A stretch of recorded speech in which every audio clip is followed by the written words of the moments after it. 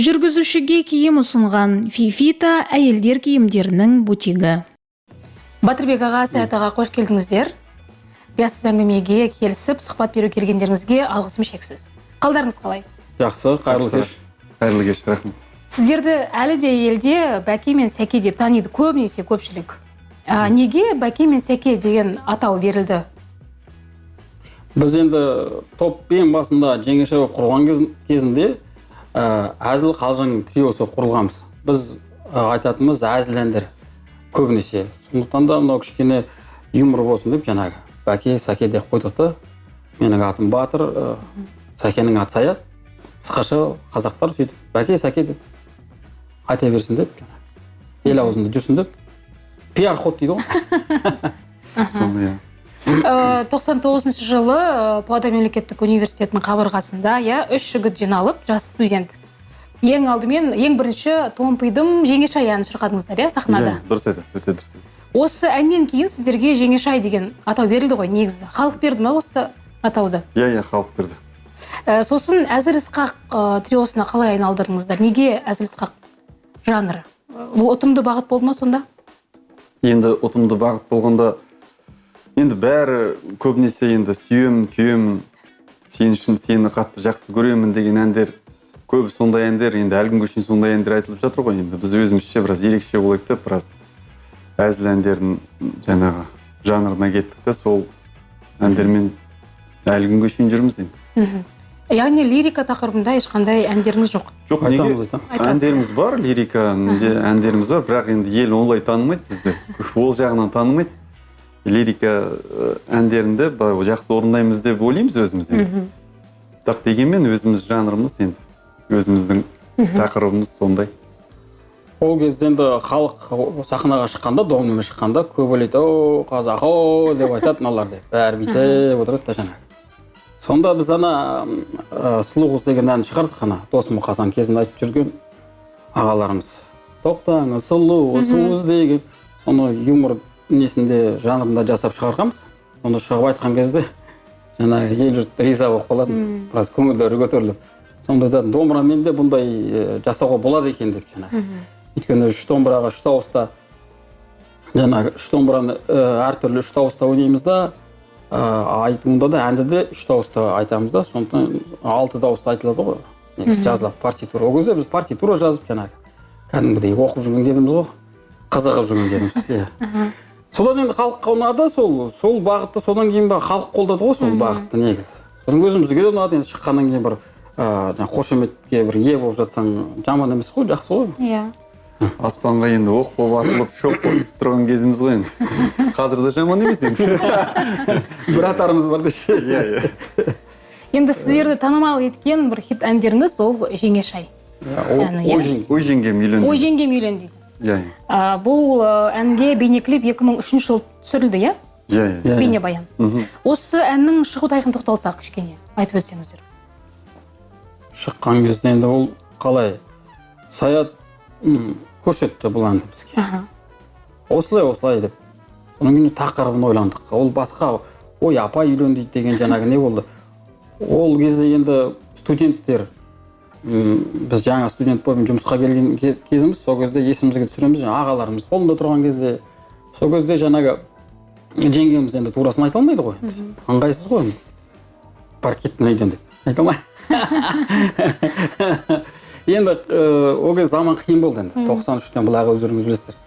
Сол кезде әркім өзінің жанын өз сақтады ғой. Сол кезде тапқан амалы ғой енді. Сен қайным үйленбейсің ба деген секілді. Намек тастап, турасын айтпай. Ам түсінбеген, дым түсінбейді дейді ғой, сол секілді сол нені біраз сол жеңгеміздің айтқан құлағымызда қалғанына бар. Бәрімізде де сондай болған шығар, көбінде. Содан кейін соған кішкене ойын күлкі әзіл болсын деп жаңағы өмірден алайық деп жаңағы болған шын нәрсені көрсеткіміз келді де біз. Өтірікті жасанды емес, өмірде болып жатқан дүниені сипаттап жаңағы художник мысалы суретші салады ғой, өзінің картинасы салады. Біз ол бұндай картинаны әнмен саламыз да, өмірді сипаттайық деп жаңағы. Рас болып жатқан, өтірік емес, шын болып жатқан дүниені. Сол көп нәрсе әндеріміз біз шындықты айтамыз. Әзілмен қатар шындықты айтып жаңағы. ащы шындық дейді ғой. Басқа түрінде айтып шындық. Сол. Енді анау Ақсу қаласында өнер ағаларымыз болды енді. Арыстанбек, Табиғат деген солардан естідім мен бірінші рет осы әнді. Содан кейін жігіттерге алып келдім де, осы әнді шығарып көрейікші деп. Содан кейін бәрі қолдап, одан кейін енді ақын бар Ғабит Сапаров деген, соған сөзін жаздырдым. Сосын ол кісі сөзін жазып, жақсы жазды деп ойлаймын енді. Елдің бәріне ұнады, елдің бәрінің аузында. Сол жалпы енді бұл көше әні, халық әні ғой енді. Ой жеңгем үйлен дейді. Сосын сөзін дұрыстап жазып, содан кейін аранжировка істетіп, Купцов Сергей деген естеткенбіз, ол қазір Москвада.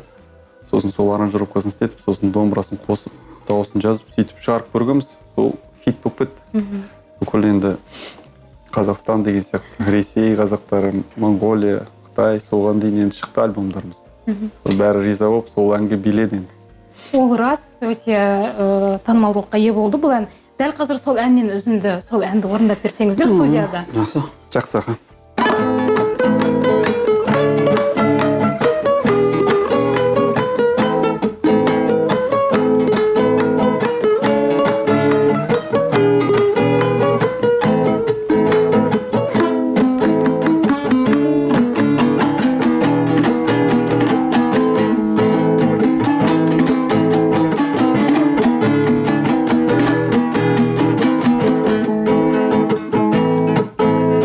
Аспанда тұр жұлдыздар жайнап, сен отырсың махаббат тойлап. Ал мен болсам қараңғы түнде, жүрмін ғой бұл құстай сайрап. Ой жеңгем үйлен дейді, ой жеңгем үйлен дейді, ой жеңгем үйлен дейді маған. Ой жеңгем үйлен дейді, ой жеңгем үйлен дейді, ой жеңгем үйлен дейді маған. Үйленуім мен үшін арман, зымырайды дүние жалған. Бұл өмірден бойдағы өтем бе, мұңаюдан әнім ғой салған. Ой жеңгем үйлен дейді, ой жеңгем үйлен дейді, ой жеңгем үйлен дейді маған. Ой жеңгем үйлен дейді, ой жеңгем үйлен дейді, ой жеңгем үйлен дейді маған. Ой жеңгем үйлен дейді, ой жеңгем үйлен дейді, ой жеңгем үйлен дейді маған. Ой жеңгем үйлен дейді, ой жеңгем үйлен дейді, ой жеңгем үйлен дейді маған. Ой, керемет. Керемет ән. Бастапқыда трио болдыңыздар, үш жігіт деп айтып отырмыз, жаңа жас студент. Қазір енді трио дуэтке айналған. Қиын емес па? Қиын болмады ма басында? Енді басында әрине қиын болды. Енді әрбір топтың енді несінде тарихында болатын нәрсе ғой. Біреу келеді, біреу кетеді деген сияқты. Енді басында қиын болды, одан кейін енді үйрендік. Енді Арманмен енді бастадық, 9 жыл, 10 жылға тақау жұмыс істедік бірге. 3 альбом шығардық, Ой жеңгем үйлен дейді. Бажа деген 2 альбом шығардық, 3-ші альбом Көшіп барам деген, оны енді Батыр екеуміз шығардық. Одан кейін енді Арман өзі ары қарай өз шығармашылығын ары қарай жалғастырып, одан кейін де бір 2-3 альбом шығарды ғой деймін ол. Оған енді риза болып отырамыз. Әрине әлі күнге шейін араласамыз, бала шағамыз бәрі араласып отырады. Сол. Араларыңызда ешқандай реніш болған жоқ па? Жоқ, енді ондай ешқандай реніш болған жоқ. Бізде демократия ғой, демократия. Кім кетен бит кетеді, біреулер енді айтып кетейін осы. Біреулер айтады, ой, бұл сендер Арманды қуып жүрсіңдер деп айтады. Ол дұрыс емес. Ешкімді қуған жоқ бұл жерде. Ол өз еркімен кетті. Әркім өз еркімен келді, өз еркімен кетеді. Сондықтан да біздің жаңағы топта демократия болды да. Әркімнің өз қалауы. Біз енді қосқан бір Алла тағала, бұл жерде ешкім ойлаған жоқ. Біз өстіп әніміз танымал болады. Біз ең бастысы шығармашылықпен айналыстық та, оқу бітіре сала. Өйткені біз сол бастан түсіндік те, кішкене де болсын өзіндігін жасаған дұрыс та. Өз киім, жаңағы біз енді жатақханада тұрдық қой енді. Сол кезде біреудің киім киіп кетесің, біреу сенің киім киіп кетеді. Бәлкім содан әбден шаршағанбыз ба, біреудің әнін айтқымыз келмеді де, өзіміздікін шығарайық деп шештік те. Сонша бір керемет болмасын енді, керемет, естайын әндей. Бірақ өзіміздікі болса екен деп армандайтынбыз. Содан кейін тағы бір арманымыз ол мынау домбыраға билетсек деп ойлайтынбыз. Өйткені небір халықтардың жаңағы аспаптарында қосқан кезде дискотекада, тойда болсын билеп жатады. Домбыраға билемейді де ешкім. Сол бір арманымыз ол да орындалды деп ойлаймын. Өйткені ой жеңгемнің ең басына домбырамен ойналады. Көп жерінде де әндерінің біз домбыраны қостық, аранжировка. Иә, осы еліміз бойынша домбыраны жаңағы эстрадаға осы билеттің топтардың бірі біз боламыз негізі, халық. Енді біз әрбір қандай бір той жиын қай жерге кіріп келсек те сол енді қай әнімізді қоссақ та халық тұрып билеп кетеді. Сондай біраз нелеріміз бар енді істеген жұмыстарымыз. Әлі де жасаймыз деген ойымыз бар енді, әлі де мына өзі тез мына өзіміз біліп отырсыздар, мына әндер тез бітіп, содан кейін тағы да біраз шығармашылыққа кірісіп, тағы біраз жақсы әндермен халықты қуантамыз ба деген ойдамыз. Енді карантин демекші, бір жыл карантин болды ғой. Барлығына шектеу қойылды, ешқандай той, томалақ барлығы тоқтатылды. Карантин уақытында шығармашылықтарыңызда не болды? Немен айналыстыңыздар өздеріңіз? Карантин әрине көп адамдарға енді көңіл сыйламады деп айтайық, жұмсақ айтқанмен. Мынау біраз тоқырау заманы енді.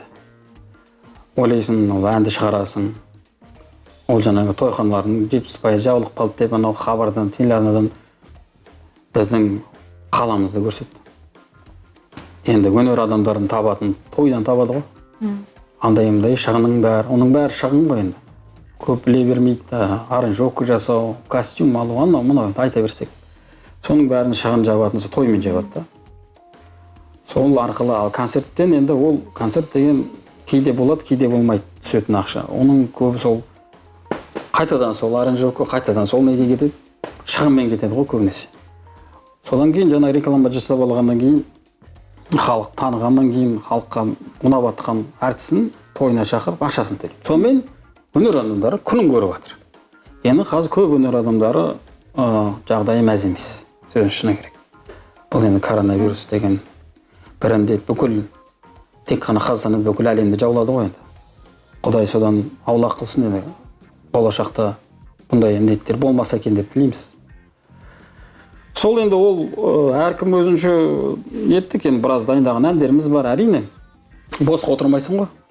Ол болашаққа жаңағы. Бәрібір де өнерді бастағаннан кейін оны тастау қиын дейді. Бастау қиын, содан кейін тастау қиын. Сондықтан ол босқа жатпай шығарып жатамыз. Небір әндерді жобасын келтіріп қойдық біраз әндерді. Енді болашақта байқаймыз, көреміз енді. Ол енді неме деуші еді, құпия болсын да кішкене. Әр адам біраз құпиясы бол керек те, сонда адам қызықты болады да. Бүкіл құпиясын ашып қойса жаңағы қызықсыз болып қалады да. Қыздар да сонымен қызықты ғой, ер азаматтар құпиясы болып тұрады да, бір қызым бір. Білін келіп тұрады да сол құпия. Содан кейін де жаңағы. Сосын үйленіп қоясың ғой, байқаймын. Содан өмір бақи ашыла береді құпиясы жаңағы. Жақсы, онда қазір тағы бір әнге кезек берсек, тағы бір әнді орындап студияда берсеңіздер, бізге тарту болсын, көрермендерге де қызықты болар. Қазір енді карантин, тек теледидардан көрмесе. Иә. Енді сахнаға бірінші рет осы әнмен шыққанбыз, Республика сарайына, және тамаша Әзізқақ отауында. Осы әнді орындағанбыз бірінші рет, сол әнді орындап берейік. Қара қыз деген ән.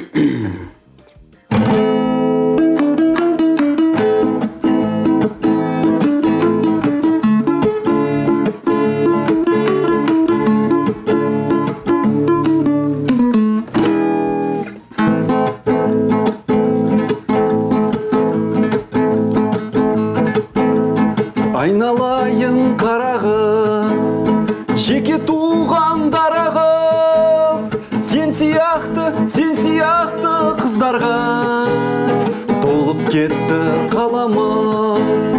Уа, қара қыз, ей, бізге де бір қараңыз. Уа, қара қыз, ей, бізге де бір қараңыз.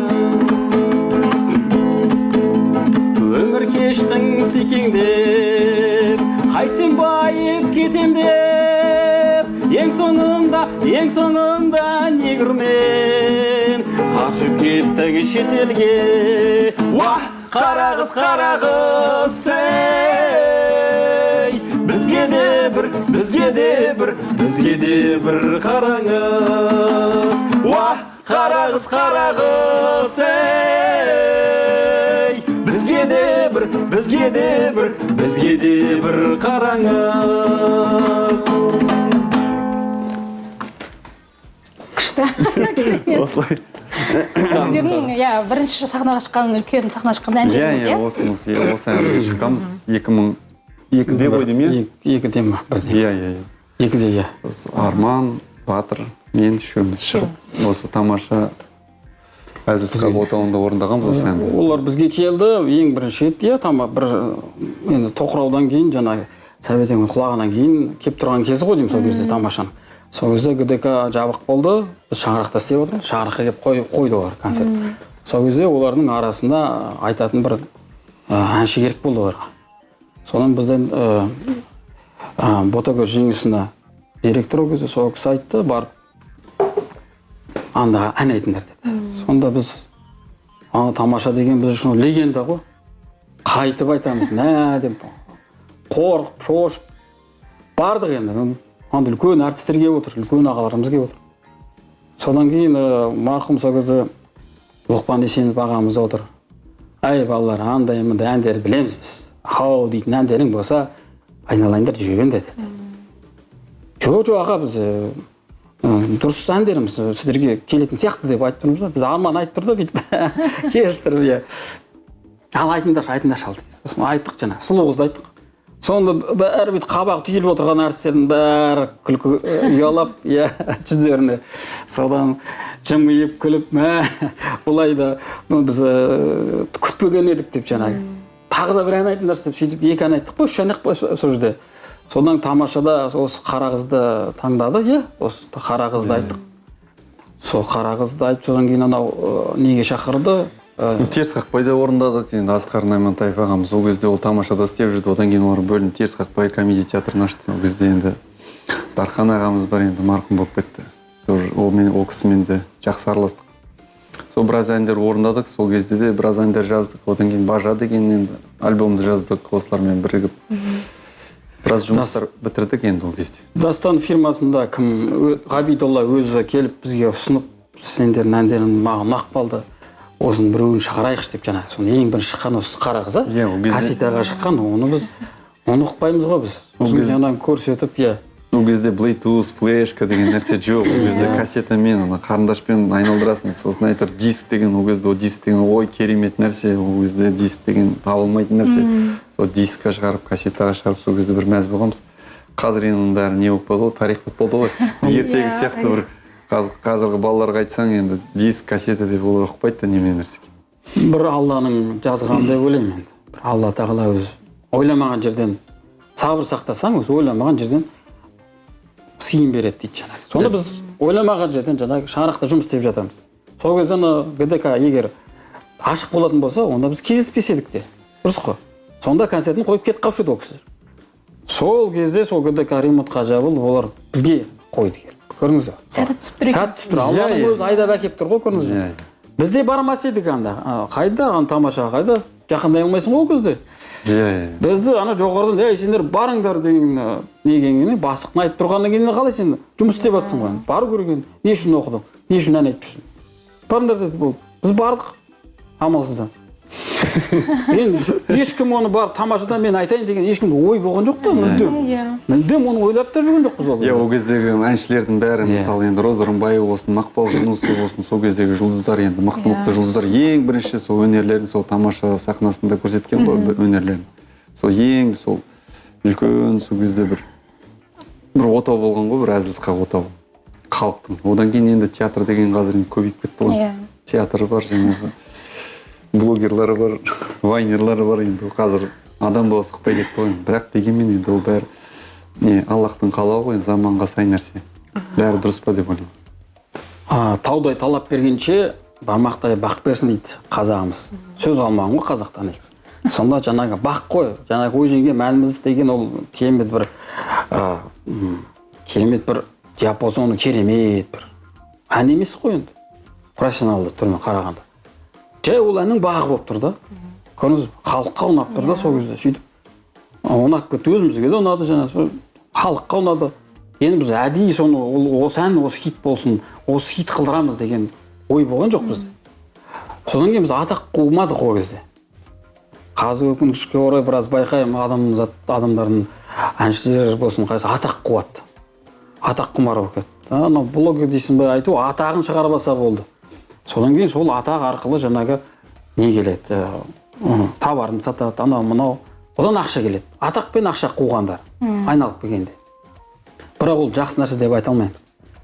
Біз енді сондай бір керемет бір атақты болып кеткен жоқпыз. Осыған тәуба дейміз.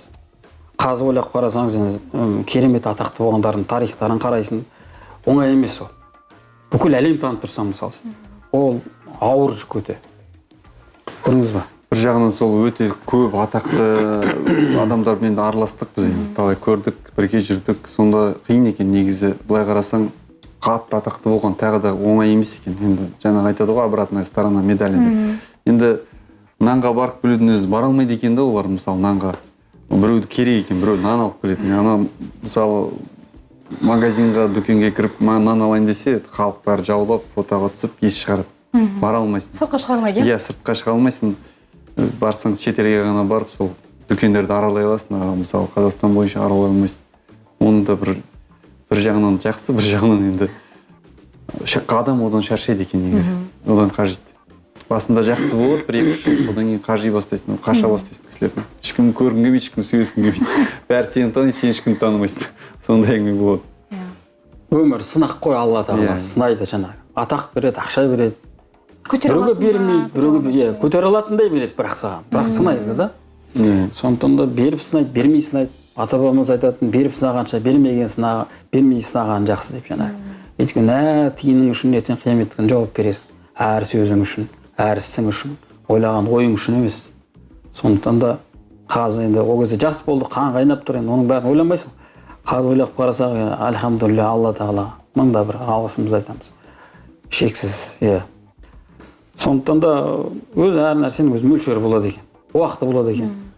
Мәңгілік еш нәрсе жоқ бұл дүниеде. Сондықтан да біріншіден енді бәлкім біреуге сол кезде енді өткен өмірімізді айтамыз да, пайдалана отырады жаңағы. Кешірім өтінеміз, кімді біреуді ренжітіп қойсақ жаңағы. Ойламастан ренжітпейсің ғой енді, кей кезде болып қалады жағдай. Асығып кетіп баратасың. Ол кезде сен маған көңіл аудармай қалдың деген секілді. Енді адамның көңілі бір атым насыбайдан қалады дейді ғой атамыз қазақ. Сол секілді. Айыпқа бұйырмаңыздар, сөйтіп айтайық. Енді сіздер жаңа айтып отырсыздар ғой, үлкен сахнада да өнер көрсеттіңіздер, тойға да шығып тұрасыздар, иә? Той мен үлкен сахнаның арасында айырмашылық бар ма? Әрине бар.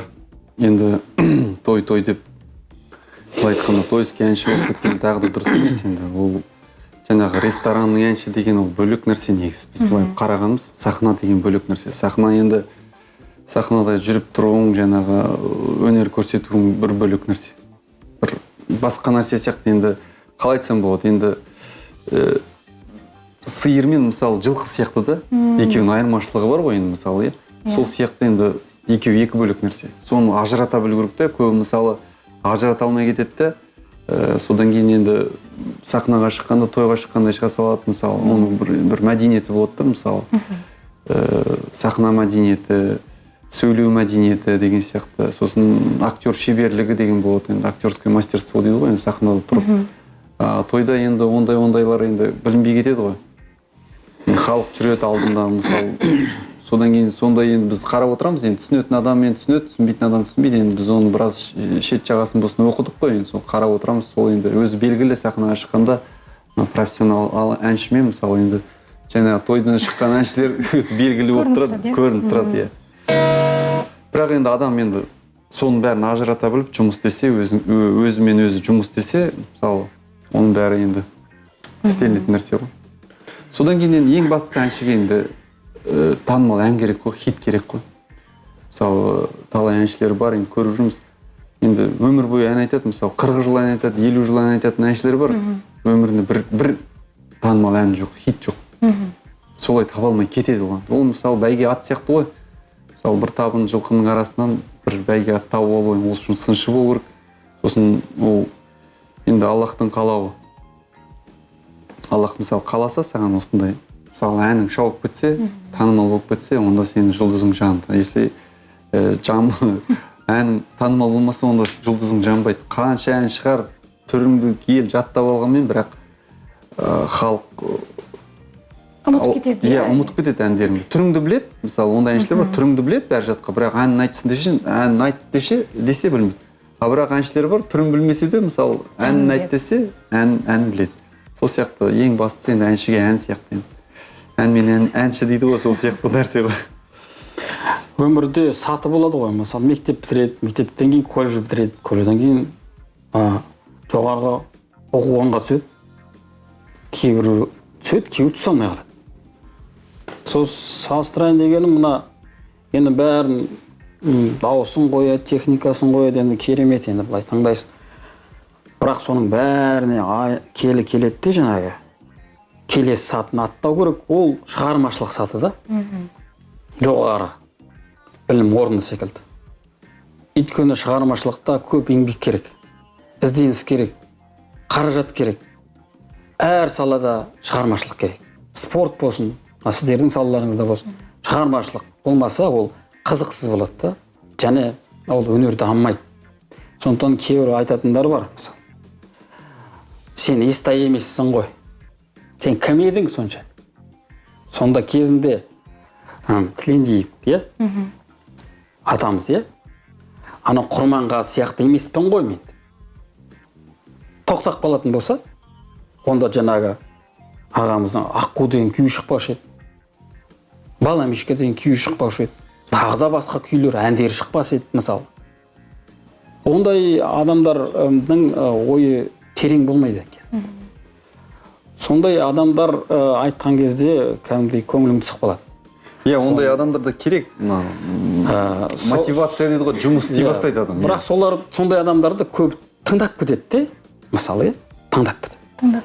А сен айналса бір шығармашылық. Бәлкім міне мысалы аяқ астынан атып шықты, Ақсудан өзіміздің жаңағы бауырымыз, ініміз кім? Иманбек мысалы. Бүкіл әлемге, кішкентай бір Ақсудан. Ол не? Ол ана бір әнін алды да, соның жаңағы тамасын көтеріп, дауысын шыңғыртты да. Ол шығармашылық. Көрдіңіз? Шығармашылық табысы. Содан кейін жаңағы ремикс жасады да өзінің ойларын жаңағы. Ол шығармашылық, таза шығармашылық. Ол оқыған ештеңе жоқ, консерватория жоқ. Бірақ бүкіл әлем соның несін тыңдады. Жүректен шыққан ғой. Жүректен шыққан ол шығармашылық еңбек. 1 сағаттық еңбек болсын, 20 минуттық еңбек болсын, ол еңбек. Еңбек анау нәтижелі еңбек те, шығармашылық. Сондықтан мен тілерім өнер адамдарына қазір көбіне қараймын енді ойлаймын, мынаның дауысы керемет ау, мынау керемет ойнайды ау. Осының бір өзінің жасаған бір өзі шығара алмаса да, жаңа композитормен, ақынмен жұмыс істеп, аранжировщикпен жұмыс істеп, өзінің бірдеңесін шығарса екен деп жаңағы бәлкім дұға тілейтін шығармын ба, өйткені тамсанасынан дауысына, ойнағанына, бірақ өзінікі жоқ та жаңағы. Біреудің киім шапанын киіп алып, әдемі шапанын киіп алып жаңағы тұрады да. Иә. Мысалы, көп әншілер бар, дауыстары керемет, керемет дауысы бар әншілер бар да, бірақ өз әнін таба алмай жүрген әншілер өте көп, мысалы. Немесе бір керемет әндер бар да, өз әншісін таба алмай қалды. Сол сияқты, сол өкінішке орай, соны ойлайсың да, сол әншіге сол ән кездескенде қалай болады, не деп сол ойлайсың да. Содан кейін енді мына әншіде ең бастысы мен өзім ойлаймын, мына чувство хита деген болу керек. Мына жүрек сезу керек, мына ән жаңағы ата ма, хит бола ма, танымал бола ма, мына ән болмай ма. Сол сияқты сол егерде жүрегінде сондай болса, ол әнші жаңағы әнші болады. Ал егерде жүрегінде болмаса, ол ана әнді айтып, мына әнді айтып, сонымен уақыт өтіп кетеді. Сондай мына жүректе сондай бір сезім болу керек та, сезу. Мысалы, бапкер сияқты сезіп тұру керек та ол әнді. Осы ән мысалы шабат деген сияқты. Сондай болмаса, онда әнші деген болмайды, жалғыз дауыс деген болмайды онда. Енді жалпы облысымызда талант көп енді. Бұлай қарасаң бар. Шығармашылықпен айналысып жатқандарым Серік Мұсалиев ағамыз, содан міне бауырымыз анау екі бастан Аргуни деген Қайрат Нұртаспен әндері маған ұнайды, күшті, жақсы. Содан кейін жаңағы Қуат Құдай құл. Құдай, содан мына біздің Ленинскийдан анау азаматымыз, бірақ онымен тыңдай қоймайды екен. Москваға барып не болды ғой, танымал скриптонит, бірақ оны шығармашылығыма алмайды енді. Бірақ ана жақ қонап жатыр екен. Сондықтан да мына елімізде негізі бірталай азаматтар бар. Бірақ олар жаңағы тоқтақ болады да шығармашылыққа келген кезде ары қарай осымен болды деп ойлайды жаңағы. Домбырада керемет ойнайды, банан түтін шығатындайға ойнайды жаңағы, тремолосы ма жаңағы бәрі. Дауысы деген тура жер жарады. Сонымен келеді да тоқталып қалады. Ары қарай жоқ секілді. Жоқ, ар жағы шексіз әлем ғой шығармашылық. Оның шыңы жоқ, кете бересің. Енді танымал композиторлар табу керек, мысалы, солардың әндерін орындау керек, ешкім орындамаған жаңағыдай. Танымал емес композиторлар. Сосын жаңағы танымал емес ақындардың текстіне музыка жаздырту керек. Содан кейін әнді шығарып солай орындау керек. Ешкім орындамаған әндерді орындау керек қой, негізі көбінесе. Ал енді 100 әнші орындап тастаған әнді сен орындағанмен ол пайда болмайды ешқандай. Деп ойлаймыз біз өзіміз, енді сол дұрыс па деп. Енді қазір бәсекелестік дамыған заман ғой. Ғаламтор дейді, әлеуметтік желі дамып кетті, Осы заманда бәсекеге қабілетті болу үшін өнер адамына не керек? Өнер адамы небір мессенджерлермен жақсы жұмыс істей білу керек. Ол енді жастардың заманы. Заман талабына сай болу керек. Сай болу керек, біздің заманда басқа болды. Біздің заманда телеарнаға барасың, онда өтсең өттің, өтпесең жоқ. Ақшаң болса клипіңді айландырады, жоқ болса айландырмайды. Ал қазаманда қалай? Қазаманда міне салдың ютубқа, немесе өз каналыңды аштың да, жаңағы, немесе біраз уақыт керекті оған, танымал болып жатады. Көрдіңіз ба? Соны бір айта кетермін, шығармашылығымыз көреді ғой, менің әндерім қазір ешкімге ұнамайды, анау деп. Мысалы, оның шығармашылығым қазір ұнамауы мүмкін де, бірақ уақыт өте келе ұнап қалуы мүмкін. Келесі ұрпаққа, көрдіңіз ба? Кезін Совет өкіметіндегі бізге ұнамаған дүниенің бәрі қазір біз деп таппайсың, мысалы, темірден жақсы жасалған бір дүние затты таба алмайсың да. Алюминиумдайын балғасын ұрсаң екіге бөлініп қалады. Сол керексіз болды ғой Совет өкіметінде, дұрыс қой. Талай дүние керексіз болды. Қазір керекті болып жатыр мысалы. Сол секілді ол алма кезек заман. Сондықтан да шығармашылықпен әрдайым айналысу керек. Әр салада сонда ғана біз дамимыз. Егер шығармашылық тұмшалайтын бере болсақ, көмектеспей оған, өсіп жатқан өсімдікке су құймайтындай жаңағы жағдай жасасақ, онда біз дамымаймыз ешқашан. Батырбек аға, Саят аға, келгендеріңізге рахмет. Енді керемет сұхбаттың соңында тағы бір әнмен жалғап осылай қорытынды жасасақ бүгінгі кешімізді, бүгінгі сұхбатымызды. Қандай ән орындап бересіздер? Біз енді көшпенділерміз ғой негізі. Ата-бабамыз көшпенділер ғой. Сондықтан біз осы көшіп барам деген әнді орындап берейік. Жақсы. Енді қазір осы жерден барып басқа жерге көшіп барамыз. Дұрыс қой енді, дүниемізді арқалап. Жақсы. Әнге кезек берейік.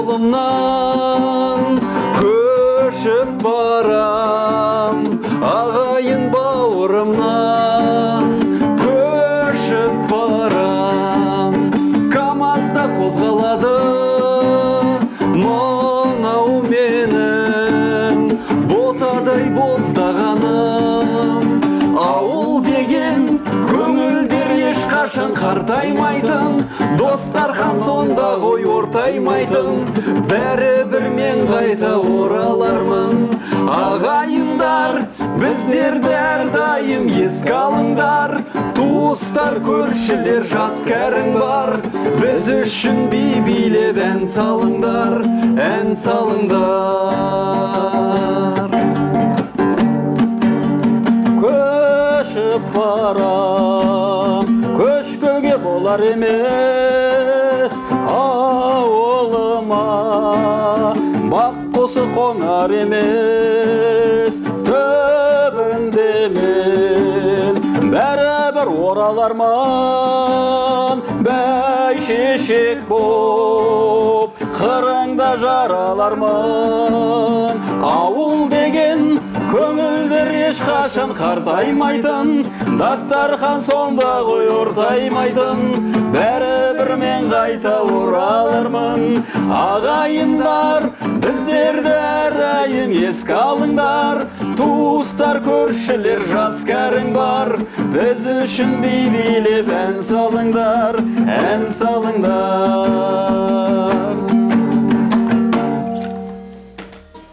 Батырбек аға, Саят аға, көп рахмет. Өте керемет сұхбат болды. Сіздерге де ұнаған шығар. Ашық сұхбат болды. Көп рахмет. Сау болыңыздар. Сау болыңыздар, рахмет.